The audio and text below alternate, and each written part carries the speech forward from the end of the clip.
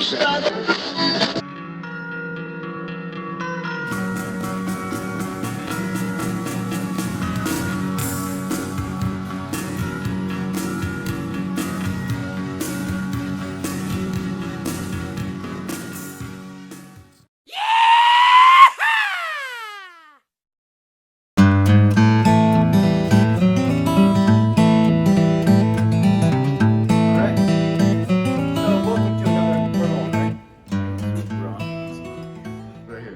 So welcome to another episode of Salty Sundays. Today we have a good guest in the building. We got Tommy Burley from Fogbank. How's it going, man? How you doing, Tommy? Pretty good. Heck yeah, bro. Happy you could be here this morning. Yeah, I barely made it. Barely made it. Yeah, No. we all barely made it. Yeah, we do film this on Sundays at 10 a.m. It's the most early and worst day to film a podcast. Yeah, but hey, it's fun. Yeah, no, it's good. We've been kind of going at it. So how's your morning going so far? So far, so good. Yeah. It's been a crazy weekend. With I ran the Wild Ridders 5K yesterday. Okay. I did not practice for it at all, and I ran like a 31, which is like horrible. I'm usually running like in the 22s. Okay. And so so it was humbling experience. Is that something that you usually kind of train for a little bit beforehand? Well, the thing is that I used to be able to just like I'm gonna want to run a 5K today, get up and just run it and come in under 25 minutes. And now you get older, you gotta like train. So. Yeah, you gotta actually pay attention Yeah, to it. yeah. So I did that, and then I went and just hung out and just enjoyed the weather. It's been beautiful the last couple it's days. been awesome. We had some rain for a long time, and like the sun has been great. Yeah. Today is St. Patrick's Day. I know is. y'all don't know that because this ain't gonna be out today, but so happy St. Patrick's Day. Patrick's Day, man. And we're at Porta Pints. Yes, so, we are. I mean, Yeah. we're pretty much living the Irish dream right now yeah. at a pub at 10 a.m. on St. Patrick's Day. Yeah, I mean that or some alcoholic. I don't know whichever it is, but maybe that is Irish dream. Right. So yeah, you got any plans for St. Patty's Day? I didn't really make it. Just hang out with some friends. My buddy Zach hit me up about 20 minutes ago. Wanted to go get some food and stuff. And Heck yeah. but yeah, like Sundays are generally my one day off from everything. Kind of and cool so, off day. Yeah, so I have a normal job, from Monday through Friday, and then Fogbanks on the weekends and after work. And so, like, I'm always going. So. Well, then we really appreciate you coming out today. Yeah, this is fun. That's it's easy. awesome. So yeah, let's talk about it. Fogbank. Yeah. What inspired you to start Fogbank is a clothing company. I'm sure everybody in town knows that by now. You see your stuff everywhere. You'd be amazed, man. Like, you're like, what's Fogbank? Yeah, if you don't know, it's not just climate condition. Yeah. But how did Fogbank get started? What was the initial idea there? So I can't. My buddy Joe. This is back in like early 2015, mid 2015, somewhere around there. My buddy Joe called me up, and he was tired of, he was working this job. He called me up just angry. He's like, dude, we got to do something. We've been talking about doing cool stuff for the longest time. Let's do something cool. And I was like, what do you want to do? He's like, we'll start a business. I'm like, okay. So my buddy, our buddy Fred and Joe and I started thinking about what are we going to do? And so I was thinking about there was at the time I was going to like Ross and I had an Amazon business, or not Amazon, eBay business, and I was making decent side hustle money there. But there's guys making a ton of money going to different places. And he's like, nah, let's do something different. And at the time, like in 2015, people were really talking bad about Crescent City. And every time I'd come home, there was this negative. It was right after the collapse. We were the first to get hit and the last to recover. Yeah. And it was just dark, and there wasn't a lot going on. And I can understand why people were angry. And Joe's like, let's do something to inspire, the community. And so he's like, think about it. And I was like, thought about stuff, and he's like, we're gonna sell T-shirts. And I, my boy, Casey Lee, back in the day, we'd come up with this idea like 707. Brand. Who was that? Casey Lee. Casey? Yeah, I know Casey. Yeah, I know. Yeah. So we'd come up with this idea for a clothing company back then, right? Okay. So he went to like Walmart, and he got like all this press-on stuff, and we had 707. But it was like it cost me like $30 to do one T-shirt.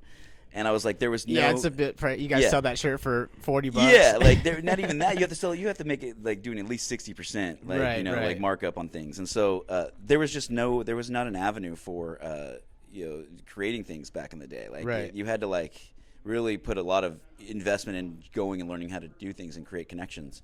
But the internet changed things, and we just started looking into it. And I was like, Joe, who wants to buy our T-shirts? And he's like, it's not about the the T-shirt. It's about what we're selling. Like, there's no place to buy a Crescent City hoodie in Crescent City other than Walmart at the time. There was That's so nothing true. rocking Crescent City. Yeah. You'd see the multicolored Walmart Crescent City hoodie that was made in China and going back to Walmart. Yeah. But what was going on to help locals and tell our story? Yeah. So we say we're a clothing company, but we're more of a company that tells stories through clothing, about a community-based company that tells stories and things through our clothing and stuff. Yeah. So like a small town. Yeah.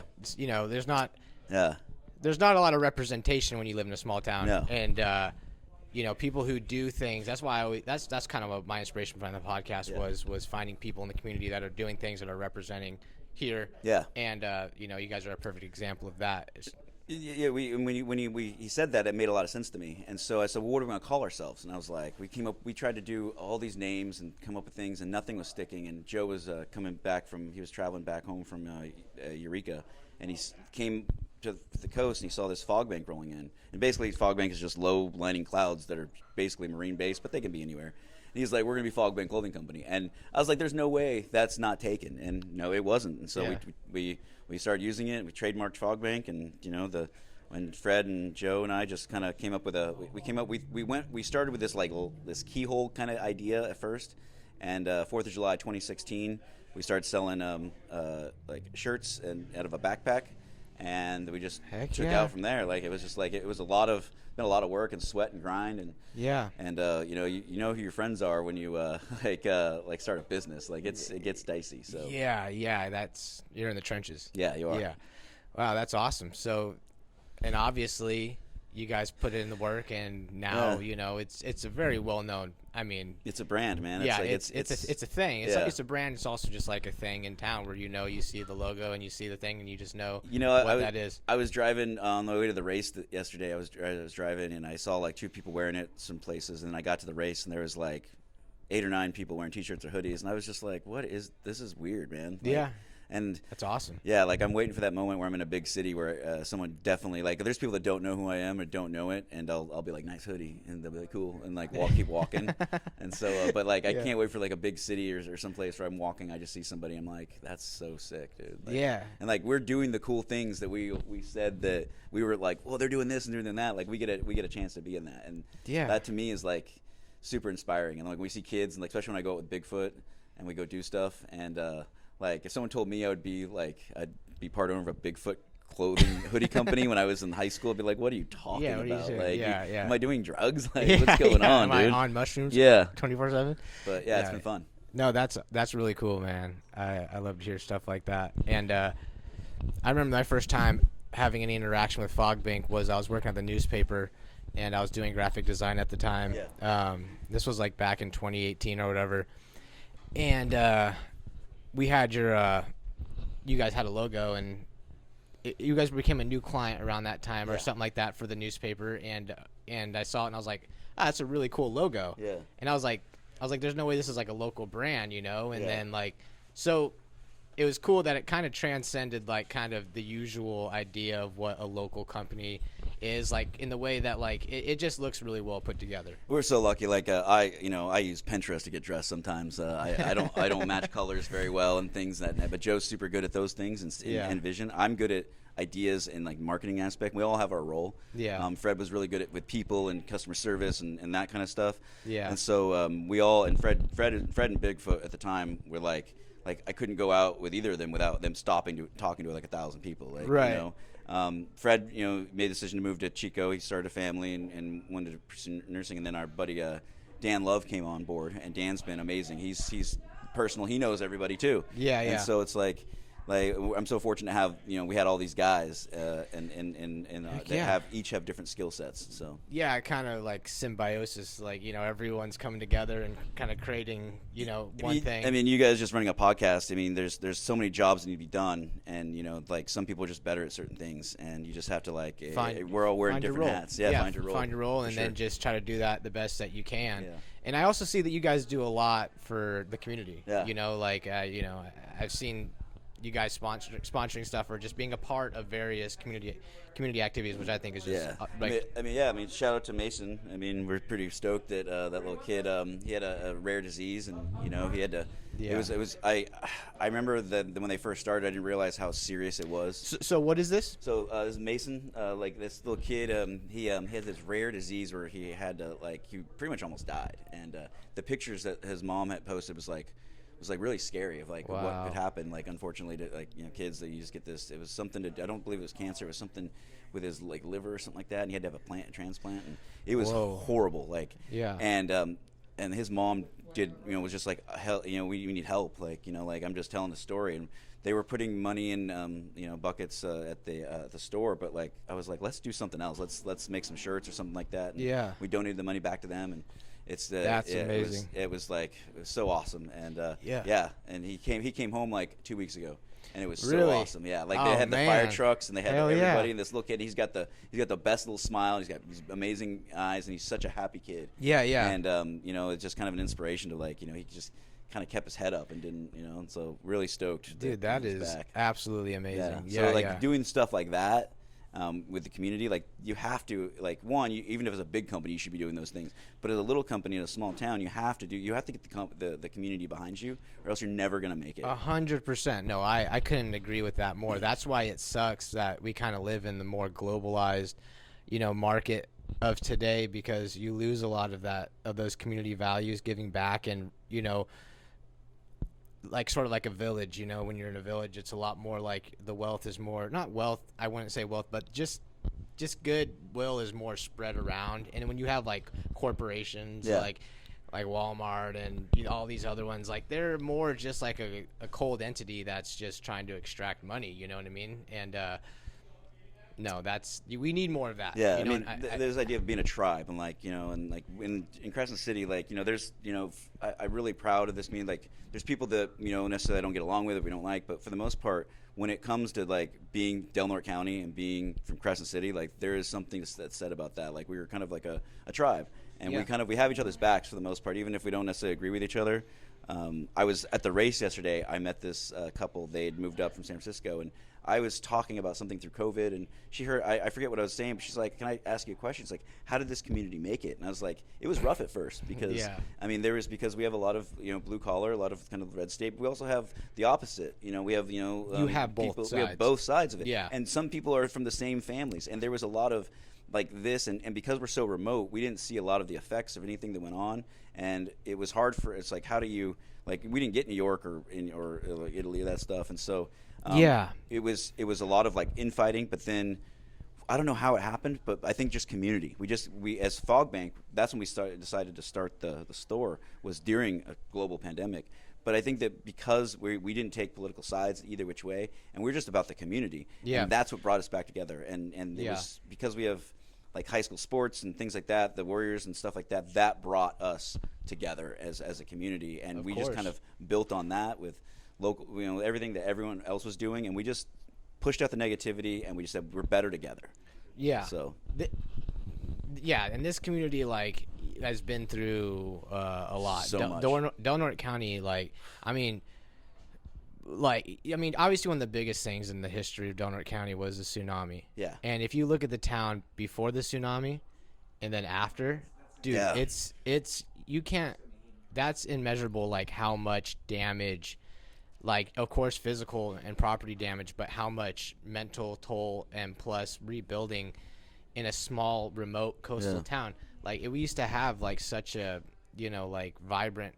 Everything used to just be on par and on course to becoming a bigger place. But the tsunami wrecked this town and wrecked a lot of people's livelihood, and that scared a lot of people off from wanting to invest in here. So I mean, we're the far north. Any further north, and you're in southern, you go south. Any farther north, you're south. Yeah, and so I mean, there's the idea of the North remembers. I'm a big Game of Thrones fan, and it's we are the North, and the Night's Watch. Yeah, it's that's the wall, but the North. The North. Yeah. But winter is coming, baby. Yeah, winter is coming. It's these kids have no idea how it rained when I was walk uphill both ways in the snow. But no, when I graduated in '98, and it would start raining in September, and it wouldn't stop until June pretty much.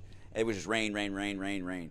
Wow. And so like we were always wet as kids, and we just didn't care. Like but like it takes even the weakest kid here is tougher. Like mentally, you have to be strong here. Dude, 100%. When I moved this town, I remember, like, I thought I had a messed up childhood, you know, and I was always kind of like, you know, that weird kid who had a messed up childhood. And I move up here, I'm like, tell people, you exchange stories. You go, okay, well, everyone here's pretty much got a story like this. There's we're laughing about it, but it's one of the reasons that we're like here, because there is a lot of messed up childhoods and kids that don't get the necessary things that they need, and it's like, and you're lonely because it's sometimes when it gets dark out here, it's dark, and when it rains, lonely. like this last year we got a lot of rain, it can affect you, and you know, we just want to like you know, our goal is to make sure that we do stuff to give back and make, you know, lessen that blow a little bit. But, yeah, kind of uplift the community and try to have something where you can have some sort of pride about living here. Yeah. Because obviously it's easy to be negative. It is. It's it can be. And you know, I think that's also, people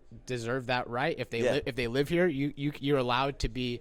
But I'll tell you one thing: someone from Crescent City, they'll get pissed if someone from Brookings starts ragging on Crescent City. Like that's where the lines draw. It's like, so it's that sense of like, you know, you have that community, you know, and like, it's like we're all in it together. You know, it's like one of those things. And for sure. And even the people that have moved here, like, it doesn't take long before they're like in the fold. You know? Yeah, I mean, once you move here and you start investing in this community, like, you know, like Dr. John and what they've done, you kind of like you kind of just become a part of it at some point. And come as you are. You know, I think that the biggest thing is like people that move up because it was nice and they bought a house up here, but then they kind of want to change it. It's like you're against a wall. Like we do what we do up here. Yeah. And like how we do it, and so I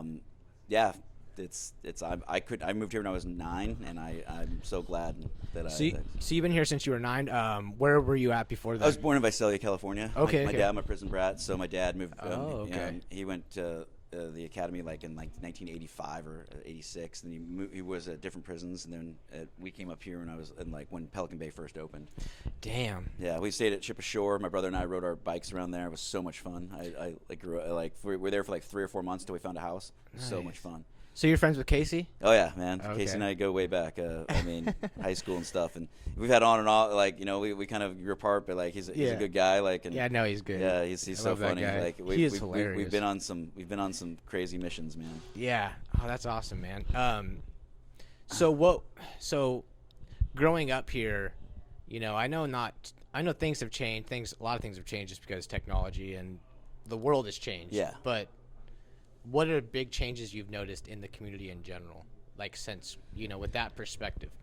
You know, like, I mean, obviously technology was the biggest problem. I worked at Ray's Food Place, which is now Tractor Supply, and like on a Friday night in the summertime, like kids were hanging out at Pizza Hut, which in that area right there at the Y, you know, and or more often than not they were in the parking lot of Ray's Food Place, which we had a video. What's that video place? We had a Video More or whatever.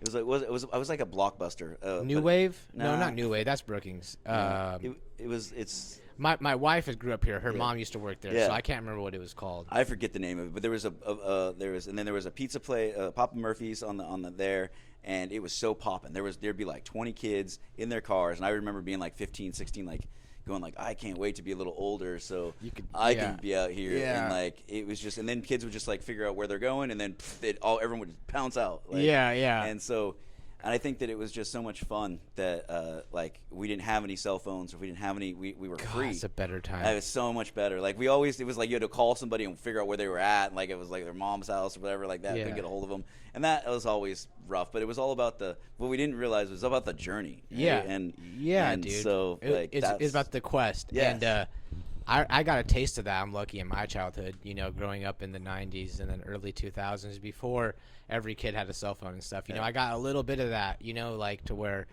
you call your buddy up, all right, let's meet up. Or you just had a place where y'all would just meet up, you know, and just go have fun, skateboard, ride bikes, you know, do whatever it was, you know. Yeah. Listen to music. I think our time was the best time because we know how it used to be and we know now. And these kids, they just know now. Yeah, And like they don't realize. I hate to sound like that, but it just feels so true. Like it does. Like I honestly feel like the technology nowadays is like, I don't know. It's like it almost feels like it's crippled people socially. I don't know if that's just me getting older. Or... It's crazy. It's one of those things. It's like everyone says, "Oh, I want to go back to the good times in America." It's like what the 50s or when it was there was racism. There wasn't a lot of the medicine and the technologies. But it's like I like having instant access to things. But at the same time, it's like that comes with a cost. Right. And so like, I don't think we would have never been able to start Fogbank without the use of the internet and things of that nature, and like being able to like YouTube videos and like how people did this. 100%. And so it would have been taken a lot more work. And so anybody can just pick up a camera, pick up a thing, and start and say that they're a business person. Obviously, a lot of them fail at first, and so but they don't realize that there's a grind. Right. It's all about determination in today's modern world, because like you said, anybody can do it. Anybody can start something. It's all there for you, like all the pieces. It's very low startup investment, but what people don't have is the wherewithal to like keep at it and to keep doing it. And we don't spend we don't spend a lot of money on marketing with like Facebook ads and things like that nature. I know that when I post something on Facebook, more than likely only like 10% of the people are going to see something from Fogbank. We just hope people repost it, and we just try and we do mail. We have a mail letter and all that stuff. We do everything we can to get word of mouth, and that's super important for us because people are spending like $2,000, $3,000 a day on marketing advertisements. When you start seeing a same commercial for a product over and over and over, that they're putting in a ton of money. Yeah, no, 100%. Like that's something I struggle with too. Because I kind, you're clothing, but I'm doing a podcast. Yeah. I kind of feel like there is some parallels to be drawn. For sure. And like for sure, one of them would be the marketing thing. And it's like, how much do I want to market the podcast? How much do I want to pay? I paid once for $10 of advertising on Facebook when I first started a Facebook page. But since then, I've kind of just like been like, you know what? Like you said, word of mouth. Yeah. People will hear about it. I'm not going to throw it in their face. I'm not going to force it on them. It's just like, I'd rather have it organically, especially in the infancy, like where I'm not like, I don't feel confident that I'm running like this. I have higher aspirations for this. I feel like there's a higher part of the mountain to get to before I feel confident in saying I have this amazing, Yeah, I mean, I don't know. You're absolutely right. Like, you just have to. It's about like people just want to be successful like overnight. They want to start a TikTok, or they want to get famous, but you don't realize like how much like comes with that. There's a lot of things that come with getting bigger. Like I remember when we were like selling T-shirts, I was like, man, we made $1,000 a day or selling T-shirts. Like that's awesome. Yeah. And then when our opening day, like in 2020, like for the store, we did like 23 grand. I was like, holy guacamole. I was like, what now? Like, what do we do? Like, I mean, like that's a whole new. That's like it was wild, man. Like there was people lined up around the block, and I was just like,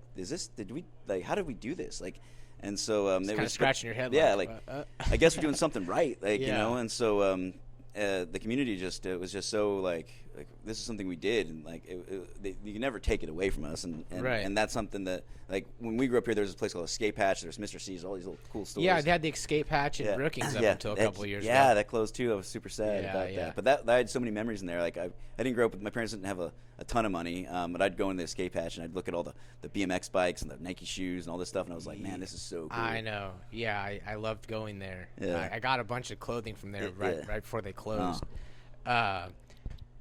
But I think it's really cool though, just to even have something like what you guys have.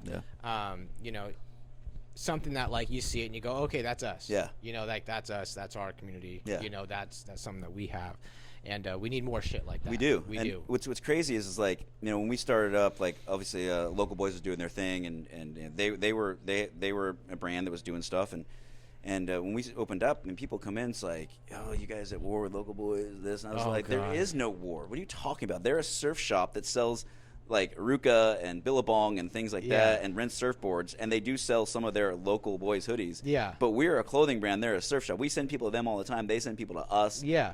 Tom and those guys are the nicest people in the world, and Yeah, we love Tom's them. awesome. Yeah, He's given me it's- some good advice yeah, too. we once, like, I understand, like, it was a good learning experience for me. When we first started, we didn't have a place, and we went to go sell in there, and they were like, you know, like, they put a rate on it. It was like, which ate up most of our profits, and it's like, there's no way we could put anything in there and still make a profit. Right. And at first I was like, oh, like, you're not going to give a local person a chance in my brain. But then I was like, whatever, I moved on in business. But then when I got my own store and I have people coming in there all the time Yeah. asking to sell stuff for free, I get it, man. Like, Yeah. hey, we put all this investment in there, and that I learned a really valuable lesson from local boys about that, and I appreciate the heck out of them and what they're doing. So The local game isn't as easy as it Yeah. appears to be. You know, it's there's, and that's because of the global market. Mm-hmm. It just drives this like baseline so much higher than Yeah. than it has to. Well, then I guess it is what it is. It has to be that for now. yeah, the one thing I don't like is, like, we're putting in a Chipotle here, Yeah. and like we got so many local great Mexican food places, and you're putting in a Chipotle. Like, what are you guys, like, who's allowing this to happen? Like, it's Dude. like, come on, like, when we support our local, like, Yeah. local Mexican, which is so amazing because we have different flavors from all over the country of Mexico, and yeah. I just shake my head. Like, I love Chipotle, but I'll never eat it here. Yeah. It's so interesting when you actually like look into what they're allowing and what they don't allow, and Yeah. you know, I don't get too political, you know, because I don't understand it, Yeah. especially at a local level. I really don't understand it, but it's like I do question. Yeah. What is the vision for this town? What do they want out of here? And it's like I question some of the decisions that. So that are I think made. from Lonely Local Business, this is something that Joe and Fred and Dan and I've always talked about, is that Crescent City we always knew Crescent City was going to blow up. We always knew that this place was rare, and people were going to come here. Yeah, they go right through the Brookings back in the day and stuff like that, but and there's only so much room in Crescent City to grow, right? If local businesses and locals don't come together and start businesses and create the environment where the money stays in this town, other businesses and corporations are coming here, and they're gonna start building businesses that are gonna move money out of this community. Yeah. And it's up to us to make sure that whatever it is we do, like, we keep it here. Like, and so, like, I don't want someone coming in and starting a business and then moving, like not giving back the community. They don't understand the community. Yeah. They don't want to. They don't they start, they're making money, and that money's going out of our society here. Yeah. And so we could lose it real quick, and that's the scary part, is that, next thing you know, like, I don't want to be a Bend, Oregon, where there's just No rental, character, but yeah. it's just corporate. It's like what a Yeah. corporate think tank Yeah. supposes that a small town, Yes. small coastal town should look like. Exactly. And it's like Well, that's the there's worst. things that we can do that will make it more quaint and nice and stuff. But if locals get behind it and we support local, then we know that money is going to stay here, which is what we need. And it's more true to the roots of Yeah. the area. I know I felt that same way whenever I was working on a newspaper, and why I don't support the newspaper is because they were bought out by a company in Salem or Yeah. something like that, and I was working for them, and these people came in, and they were pretty much evil, in my opinion. The stuff that they said to us was insane, and their plan was to come in, let everybody go that was a local here, and streamline everything out of an office in Salem. Like, so you're a newspaper, so your business is going into small communities and ripping out the foundation of the newspaper that's been there since the 1800s. The Crescent City, used to be the Crescent City American, then it turned into, it's like a institution ripping it out and just funneling money. That's like the worst business model I can imagine. I grew up with the Triple Kit. I remember going to get the paper every day, and I loved it. And it was local stuff, and it was good reporting, and there was things in there, and it's just gone a different route, and that's why we don't really advertise too much in there. And it's like it all really. It's pretty much a big advertise. It's like it's an advertising booklet. It's Yeah. like, and that's not. It's supposed to be like Yeah. stuff happening and plus some advertising. But when that's your model, that's just what happens. I mean, this is what I think. I mean, we at Fogbank, it's, we have all the gear for a podcast, but like doing everything else and getting up and doing what your guy behind the camera is doing, like that takes a lot of work and stuff, and setting up in a location, like there's all sorts of stuff. Yeah. But it's this kind of stuff I think is important. I really appreciate you guys doing this. I think that this is a good thing for the community, and Appreciate that. And you know, you do it very well. I was looking at some of your other episodes, and I thought it was. I know Austin. I mean, he does jiu-jitsu, like like he fights and Oh yeah, you do jiu-jitsu. Yeah. That. And so it was crazy because after I got my purple belt, I wanted to put on a seminar. So I got Austin. I barely knew Austin. I knew he fought, and I knew he was strong, and so I put on a seminar, no-gi seminar, and I suck at no-gi, And I was so worried. I worked with my coach, and I was like, I was like, Coach, I don't even think I know jiu-jitsu. He's like, Tommy, just get out of your own head. I put on a very good seminar, and Austin came up to me. He's like, that was the most technical seminar I've been a part of. I did not know that you had that in you, and I was like, in my head, I'm going, neither did I. That's awesome. And we rolled a few times, and I can say that the first 3 times we rolled, he didn't get me. Like I was able to survive. He's strong, he's big. Yeah, dude, and I was very defensive, and I was able to survive. And I was super proud of myself. I was like, I know jiu-jitsu a little bit. I think the 4th and 5th time he knew some of my tricks, and so it was a little easier for him. But I had a lot of fun. Dude, that's what we need here. We need a jiu-jitsu academy. We need because it's something, because I haven't never really gone too deep dive into jiu-jitsu, but I used to be in love with it back in Phoenix because I went for a few months at Gracie Jiu-Jitsu. Yeah.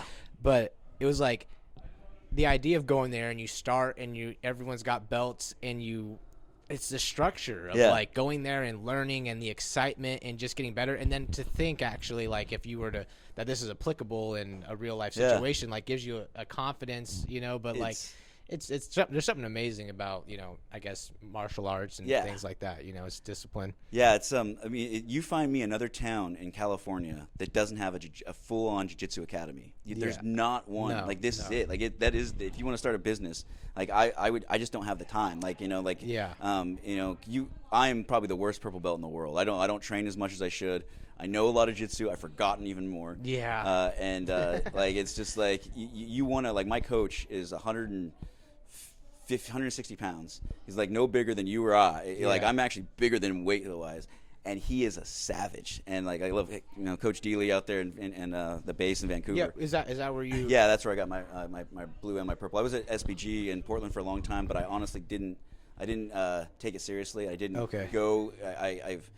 I don't like failing, and in jiu-jitsu you fail a lot. And I would walk out of there and it's I hate this, I suck. But I didn't put in the work, and it showed. And so you have to it's one of those things where you have to show up, and there's no denying whether you know it or not. You either know it or you don't. Yeah, you can't lie. No. You can't fake your way out of it because it's gonna be immediately obvious. Yeah, it's one of those things. And so obviously there are things specific moves and how to get out of things, and someone's better and they know the tricks to counter that. Yeah. But you either know it, the language and what you should do, or you don't. Yeah, so, it's universal. Yeah. No matter what school you're in, it's gonna be. There's similar concepts. I always say someone that we might get along, but then it's all of a sudden you do jiu-jitsu. I'm like, oh man, now we're jiu-jitsu brothers. I gotta we get along, and because there's nothing the friends that you make when you're trying to literally choke someone or break their arm, and then you shake hands. It was a weird experience to me. I thought I had to not like somebody to do that, and. There's a group of guys that do it in Brookings. Those guys are so good at the reps. At the reps, those guys. I mean, shout out to reps guys. Those guys are so technical. And they do the wrestling too. They do wrestling. Which is so cool. Yeah, my buddy Johnny's up there, and such a great, humble group of dudes, and they're just so much fun to I go up there and I'm just blown away because of they do basically no-gi. And they do no-gi. I would love. I try to get some my friends up in Vancouver and them to come do a seminar. My coach got his black belt from the same guy as the guy up at was it in Eureka. What is that? Lost Boys. Boys. Yeah. So they're jiu-jitsu black belt brothers from the same guy in Mitch Coates out there in Idaho. So that's pretty cool. That's really cool. Yeah. Damn. So jiu-jitsu is a great community, and I mean, there's some things that are weird about it sometimes, but at the same time, it's a little awkward at first. I think it is, but you got to kind of get over that. But it's like once you realize like the idea, like I think this community is great for it because we have one of the, shout out to Del Norte Wrestling, kids programs, the girls programs, and the boys, like we've always had a great wrestling program. I think it goes back to the roots of before Del Norte County was Del Norte County with the Native Americans and that. Like I think it's just built into this area. And I think I think that like kids should all wrestle. I think that girls getting in wrestling is so great because it just teaches boy, girl, whatever. It just teaches us mental toughness, mental fortitude, and especially in a world where that's collapsing at a rapid rate. It's like it's like doing stuff that I don't know, like it just gets you out of your mind, and it also gives you the confidence to be able to stand up for. I don't know. It sounds cheesy, but it's like stand up for what you believe in. Yeah. Because a lot of times people are afraid of. Well, there's a term that we use in jiu-jitsu. It's called get comfortable being uncomfortable. Yeah. And it's like I deal with it a lot because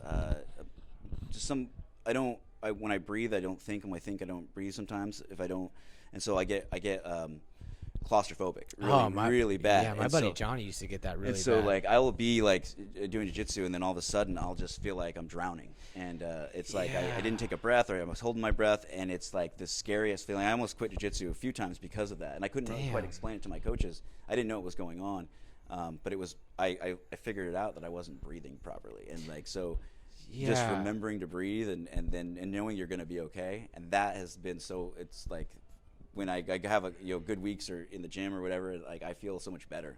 That's actually a very real fear.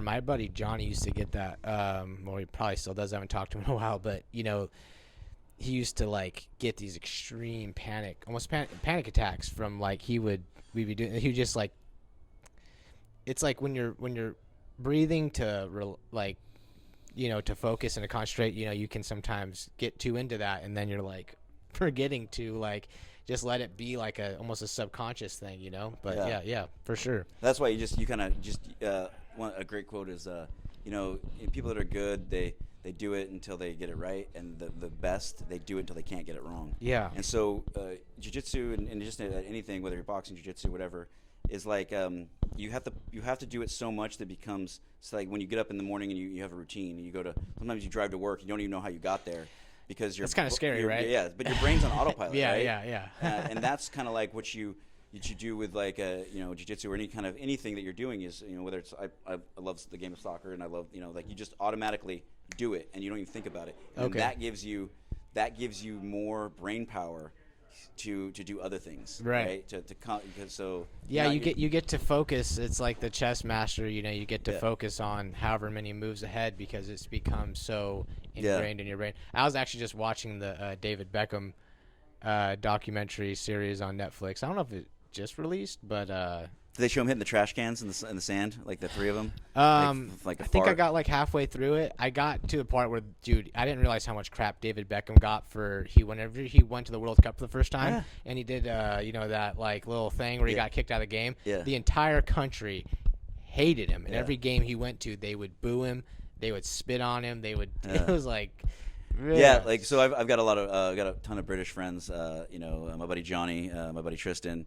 They're born in the UK. And, I'm I was where's Kate, guys? But no, I was told my buddy Tristan back in the day was so Beckham would change his hairstyle like mohawk, and every single kid in the UK would show up to school on Monday with a mohawk. Yeah, they and it's showed that. Someone tried to have dude, can you not do it too crazy?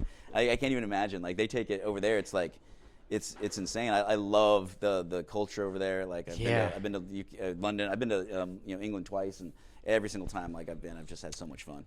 I've never been to England, but I would like to go. I got a DNA test done, and I was 67% English or something. Yeah, so I was got a lot of British. I was I gotta get back to my roots. it's so I'm the only thing that I don't like is the food, man. I'm not a fan of the natural food. The fish and chips are great. Don't get me wrong. I mean, it's obviously their state dish, or their country dish, whatever. But everything else, I'm not a big fan of the beans and the eggs in the morning and stuff like that. It's a lot, right? And so, but there's a lot of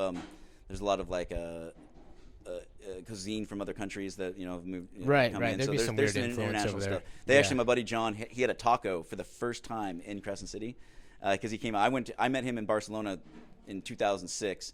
a trip that Casey was supposed to go on and he didn't go. And Come and on, so Casey, but what are you yeah, doing? and so I met. They were in Barcelona, and I had a a Barca jersey. No, I had my Liverpool jersey I brought with me, and they were from Liverpool, and we became. They're like, what? Yeah, I was like, we were in a hostel in Barcelona. John and I went out there, stayed with him for a week. He came out here, stayed with me for a week, yeah, it's so awesome, and I love their accents. I love. And you had did you show him the taco? No, Or I was did- like, well, we were at what's that one place on over by like on your way to Redwood?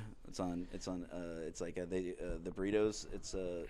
I should know this. Is that one in Smith River? It's on your way to like it was like an old school. Oh, Gordy Bros. Yes, Gordy Bros. Thank Yeah. you. We're at Gordy Bros. Shout out Gordy And he's Bros. like, yeah, shout out Gordy Bros. I love, the great stuff. Great burritos. Some of my favorites. When you want burritos, like that's great. But we were eating tacos, and I looked at him. He's like, "This is amazing." I was like, "You ever had taco before?" And he's like, "This is the first time." I was like, "Are you kidding me?" He's like, "No." He's like eating it sideways. And yeah, it's so funny. Like, and I was like, why didn't I would have taken a pic. I would have he was the look on his face was amazing. And then like a month later, he's like, dude, we're getting a Taco Bell in a month here in Liverpool. And I was like, Taco Bell. he's like, yeah, it's like people are like, I was like, dude, that's like fake, man. It's like, oh man, like. I mean, I remember when Taco Bell was cool, but Yeah. you guys have such a long. I mean, an authentic Mexican food place Right. in Europe would crush, dude. Like, Yeah. imagine selling tamales out on a Oh, club, and dude. you would make so much money. That's crazy to think about, actually. Yeah, which It's weird to think about our continent Yeah. being on other continents. Yeah. And it's like, It's- yeah. This it's American, weird. like, I mean, I have immigrant parents or grandparents, and my grandparents on my dad's side were from Spain and Italy. His mom was Okay. My grandma was from Spain. My grandfather was from Italy, or Sicily, the Tuscany region, and so I grew up in a very like my dad speaks Spanish, I speak a little Spanish, but I grew up like respecting where we came from, but also respecting the United States. There wasn't super American exceptionalism, but it was like be proud of your culture back, where you came from, but also like embrace this. Yeah, it's I like- think that like too many times we get this American exceptionalism where we do everything. We do have the best military in the world, no doubt. I mean, there's that, but there's also over in the UK and Europe, there's just things are just different, right? And Yeah. it's hard to explain. I've got friends in Germany, like I work for a German company, and it's like they have a different view, and learn. I think that's why every kid should travel and go and see that stuff for yourself and make up your own opinion about how things Should be ran, should be done. Yeah. Don't just necessarily believe everything you see on the TVs. It's. I mean, I'm super happy and proud to be an American. Yeah, I just for sure, me too. but I also think that this idea that there's not people living great lives in other countries and doing stuff and Yeah, it's like it was like, oh, we're free here. Yeah. It's like, well, they're Well, actually free, like in most places. Yeah, I mean, It's when like- you just look at that like the happiness scale and like where people are and like we're in how good we are at math, how good we are at, there's other Yeah. countries that are doing better. Like Yeah. it's like Yeah, it's not like no one should ever be set in stone for like, oh, things are perfect here. I think there's a lot of people here that in America that feel like things should be ran better. Yeah. But they don't know. they don't know how. But they don't know how. I think the best people for those jobs don't want them.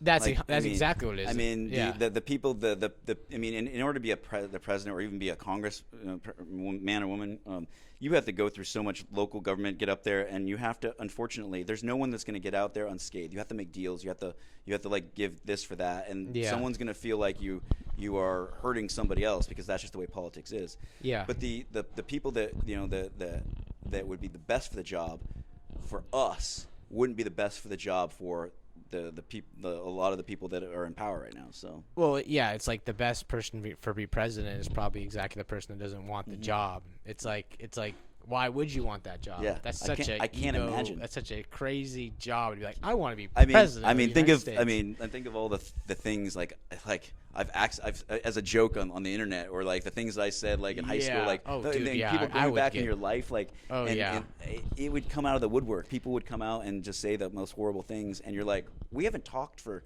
20 It's years, like, and that's all of a not me. sudden now you want to like judge me on a like when they judge people on it's X now, but like, Twitter Twitters posts from- like when they were like 14. I'm like, yeah, it's like, dude, the things that we said, we were learning how to be functional members of society on It's the like- internet when it was never. It was just like I'm just like wow, like people can change their views, and you know, people can have, you know, Yeah. they can grow out. I mean, I you know, changed my views on a lot of things in the last, you know, decade. And I'll probably continue to evolve, and Yeah, that's that's super just important. part of getting older. And, Yeah. and keeping an open mind. So what's your vision for Fogbank going forward? You know, it's because we've the last we had a really good year in 2021. Obviously, there was a lot of money coming in. People weren't doing a lot of stuff because of the pandemic. So, you know, it's a lot of work, but we are learning to kind of get better at like, you know, what we want to put out there. And so I think that we just keep grinding and coming up with, you know, new opportunities come up as the city expands, and there's things that come up. Other things are inspiring us to do. Like, so we have the 60-year anniversary of the tsunami. Yeah. On the 23rd, and we have because it was 64. Yeah, 64. Damn. Yeah, crazy. So we have a shirt that says "Tsunami sucks," and like I made that shirt years before Fogbank was a thing. After the 2011, and it was like 6411. And I got a picture of Joe Rogan with, you know, like at a club, and it was super. It was back when you could actually talk to Joe Rogan after, you know, things. Yeah. And so then we redid that with you know, Tsunami Suck and 6411, and so we just come up with designs that like kind of like embrace that. So Yeah. we've come up with a design for that, and you know, we're trying to do a new one for the anniversary, and so we just kind of build on those, and as people come in, we go from there. Like, you know, it was tourist season's going to start up again. People are traveling. Yeah. And we're Fogbank's kind of located. You kind of got to go find it in a way, because people blow right past it. And so, but we're getting so many people coming and like, oh, we heard about you online, and we came here. We wanted to come here, and that's been man. pretty cool. So. Yeah. No. So that's good, and obviously tourist season and tourism and opportunity to go hand in hand, you know. So it's like capitalizing on that and trying to figure out how to maximize that, because that's so important here. Being a coastal town, it's like there is a finite amount of people in this town, so you do have to kind of try to find a way to. Yeah, so like that's one of the reasons why, like, you know, having the community behind us is so important. Like, I'm sure that when locals are here, it's like, what's a good bar? Someone's like, oh, there's Porta Pines, there's Seaquake, there's this, there's that. Yeah, you never go Denny's. Yeah. You never go. Yeah, I don't know how Denny's survived. Like, but you ever go McDonald's is a great place. Have you tried their McDouble? Yeah. Fish sandwiches, or the barbecue rib is back. The McRib I'm is like, back, who's my buddy Alan Zingas is like, he's like, I love the McRib. I was like, you're the only one. I think he's excited for it. He's like, reminds me of being a kid. I was like, okay. But no, it's we want Brilliant people when they come to Crescent City, we want them to think redwoods, Bigfoot. You got to go to Seaquake. You got to go here to get a pint. You may go rent a surfboard from local boys. Go buy a Fogbank hoodie. Yeah. You know, go check out the South Beach. Go to Pebble Beach. Yeah. You know, do all that stuff. Yeah, and so that's the goal. Is like, oh, that's where Fogbank is. That's where this is. You know. And so, that's what we want. Like, and so. Yeah, I think that's how like a lot of small coastal towns kind of got their start. Like, obviously, drawing comparisons to like Santa Cruz and stuff is kind of like far-fetched in a way, but you know, you can't help but feel like that sometimes. Yeah, someone said like there's that brand Santa Cruz, right? And so someone's like, I was in Santa Cruz when they started that brand, and your company feels, this is like a couple years ago, your company feels like this to me, and I was like, that's amazing. Like, I'm so stoked that you know, like that's an amazing compliment. I just don't know how we still don't really truly understand how you go from this, what we are right now, to growing bigger. Like, I mean, there's how do you do that? When did, like, I know that like Billabong, the guy was in Australia and he was selling shorts, and he would go from different parts of the coast. But how did he go from selling making shorts like in Australia, like, and just selling them at a few places, to getting big? Or Phil Knight, when he was taking Nike shoes to track meets. Yeah. Like, how did he go from that to that? Like, I feel like there has to be something that connects you to like the main artery of America. So, you know, you have like your local stuff, but then something that also like you do that connects you to that, you know, like the pulse, you know, like I think that's kind of how you like, you know, get, and then also timing and place, you know, like there's also other factors that we always thought like we just had one cool design that blew up, you know, like, and it was in the Santa Cruz hand, like I mean, that one, it went viral. But even then, like, we've had some really amazing designs. It's more than that. I think it's just, you know, personally, like, I don't know how it happens, but I assume that it's just grinding and then taking time, and then all of a sudden it kind of just catches on, and enough people see it and hear about it, it becomes like, oh, you don't know about that, like it's fog bank, like. Yeah. And one cool thing is like there's fog banks all around the United States. I mean, especially like San Francisco. Like I would love, like, could imagine having a fog bank on the wharf of like San Francisco. That'd be fire, badass. dude. Like, I can't even like imagine. Then Bigfoot coming out and the tourists, and it would just be, you know. Oh, it could. Yeah, and that's the cool thing about what you got going on is you could totally, you know, implement that. It was so funny when we first started. A friend of the family's recommended that you guys should have Bigfoot and a lot of stuff, and so we started doing that. And he wasn't that big now, but everywhere I know I see Bigfoot like everywhere. Like people are like Bigfoot. So kind of making it cool. Yeah, Bigfoot is coming back to life. Yeah, so it's definitely one of those things where you know, it's and we when we chose the suit, there were all the suits that were on. Obviously, he's real, but the all the stuff that was scary. It was like super like frightening, and it's like. He's already scary enough, like, you know, the kids. Humanized a little bit. So we got a costume like that was a friendly Bigfoot. And so that way it's like kids aren't so, you know, freaked out. And right. No, that's smart. There's always that one kid that just doesn't want anything to do with them, and honestly, like, good for them. Yeah. You know, like I never like sitting on like Santa's lap, or like the tooth fairy freaked me out. The idea someone's gonna come and take my teeth, like, it's like the money was great. It is kind of creepy, huh? Yeah. It's like, what do you take my teeth for? What are you doing with them? Like, like wild. Yeah. Well, is there anything else you want to kind of shout out or mention or something like that? I just think that shout out like community matters, and like we are better together, and you know, just rock Crescent City. And you know, whether you buy a hoodie from us or local boys, or you know, wherever you get, like, buy it here. Like, you know, if you can buy it here, you know, don't buy it. You know, I know that I'm guilty of it, buying stuff on Amazon and stuff, but like, I remember this community before Walmart and all some of the and stuff, and there was so much stuff. But once Walmart came in, and the prices were generous, then a lot of those smaller places kind of shut down, and we lost that kind of community feeling. And then people complain about it, and it's like it's like your choice on how you want to do it. And I know that times get hard, and that extra couple bucks means more, but I mean. You can find something local and support a local community. You got Sunseekers, and you got other places that do great stuff. And like, you know, let's keep these local, because if we lose the local businesses and the communities, then we're going to lose our culture, and then it's just going to be nothing, and no one's gonna. We're not going to have anything. Yeah, there's not going to be any character, no life left.